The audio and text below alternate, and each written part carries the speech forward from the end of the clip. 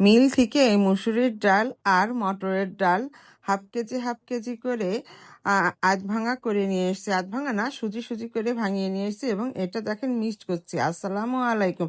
এটা দিয়ে আমি একটা খুব সুন্দর বড়া বানাবো এবং আমি প্রায় বানিয়ে খাই, তাই আপনাদেরকে আজকে দেখাবো।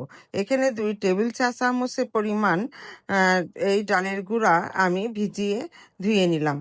তাতে উপরকার পানিটা ফেলে দেব, দেওয়ার পরে নিচে ডালটা রেখে দেবো। কিছুক্ষণ ভিজিয়ে রাখলে, মানে সমান সমান পানি দিয়ে ভিজিয়ে রাখলে এটা ফুলে বেশি হয়ে যাবে। তখন এটার ভিতরে দিয়ে দিতে হবে ডালের পরিমাণের সাথে মিল রেখে পেঁয়াজ। আমি এখানে 2 টেবিল চামচ ডাল নিয়েছি, তাই 2টা বড় পেঁয়াজ নিছি আর একটা রসুন, আর দিয়ে দিচ্ছি কাঁচামরিচ, আর হাফ চা চামচ দিয়ে দিলাম কালো জিরা। কালো জিরাটা শরীরের জন্য, রসুন আর কালো জিরা কিন্তু খুব উপকারী। আর দিয়ে দিলাম লবণ আর দিলাম হলুদ।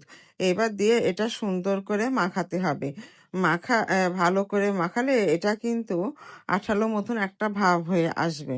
তখন এটা মাখানো দেখেন আমার এই পর্যায়ে আমি এবার চুলার পর একটা তাওয়া বসাই দিয়েছি। এবার এটা ভাজবো। কালো জিরা রসুন দিয়ে এভাবে বড়া বানালে অনেক রোগ থেকে প্রতিকার পাবেন। হাজারো রোগের সেবা হচ্ছে কালো জিরা। আর এটা কিন্তু মুখরোচক একটা খাবার।